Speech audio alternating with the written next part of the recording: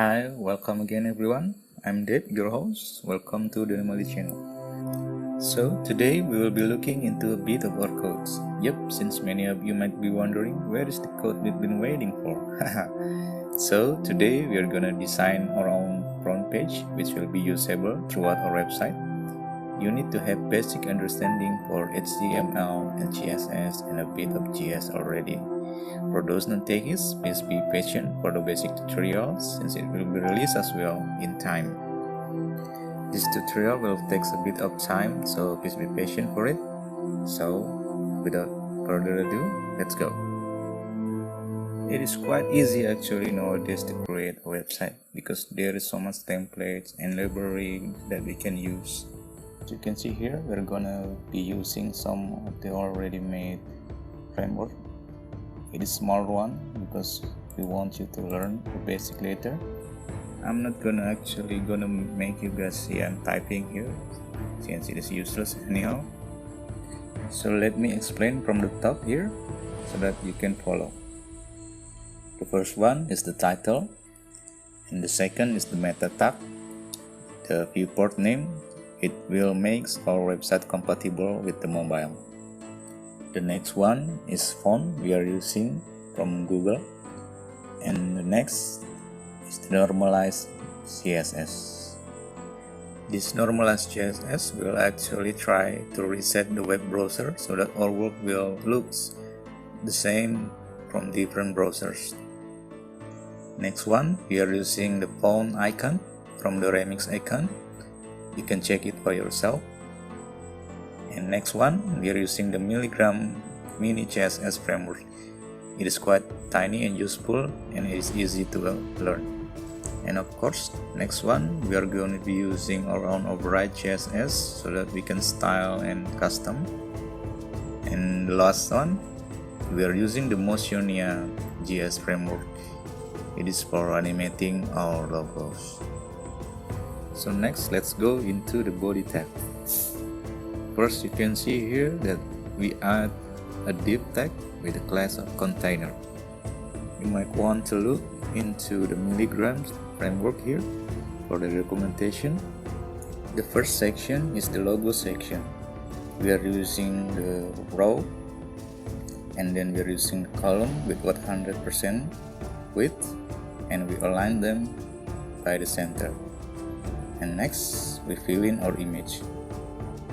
Next section is the top content. We got our login and sign up button here, and on the right hand side we got our play button. As you can see here, we are using a 50% width column each to store our login and sign up and the play button. You can also see that we made a typo there on the column 50x. We need to erase that x. The next section is the news section. It is using the same structure with our top content here, as you can see. The only difference, we're just using a heading here. The heading row, and the content row below, it is using 3 sections of columns. First using 10% and 10%, and the next is 80%. So let's go into the next section. The next section containing the board section. It is the same with the news section, but this time we're splitting the columns into 4 sections. As you can see on both 2 sections, we add a new row on the bottom. It is containing the more button. It is floating on the right hand side. And of course, the next one is the footer section. The footer section containing our copyright information. The next section below is containing our non-visible element. The first one is audio. This audio will be played if we push the play button. So let's move into our next section. You can see here that we're including the rain.js library. It is for animating the rain background. We're gonna be talking about it in further detail later if needed. Just ask it in the comments. So let's discuss our code. The first thing we do, we're getting our audio element and assign it into the audio variables. Next, we're also getting our play button, and we assign it into our play button variable. we're also creating a Boolean type pause variable. The pause default is true because we know that the first time the page loads, it won't be playing any audio. Below, we're setting our audio volume into 20% and we're setting the loop property into true so that it will be looping when played. If you see on our play button audio, there is an event handler there. It will be triggered when we click it. So this play audio function will be called whenever you click into that button. This function will check first into the pause variables.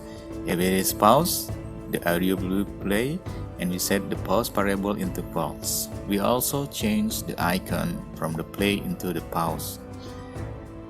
And of course, if the pause variable is false, we are pausing the audio and set the pause into true. And of course, again, we change the play button icon accordingly. The next section, we are gonna be animating our logos. We are creating our first helper function here, the getRandomInt. It will accept two parameters. The first is min and the second is max. The content of this function will be returning the value from min and max range. And next, we're gonna be listening into the DOM content loaded event. This event will be triggered after our page is completely loaded. As said earlier, we are using the Motionia library for animating our logos. First, we'll do the spiral on animation.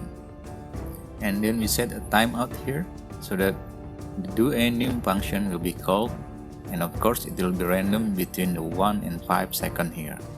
Do remember that the set timeout function is expecting a millisecond, so we're multiplying it by 1000 here so that we get a second. So let's move into our next section. Next section is the function doAnim. This function is quite easy actually. It's just gonna switch the random from 1 to 5 and we play each of the value using different animation. As you can see here, we get the vibrate min, jelly min, wobble min, shake min, and the blink min. And of course, we're trying to repeat it again in 1 to 5 seconds by random min. Alright, that's all for the layout codes for our website. We will be using the structures later when we incorporating our backend codes.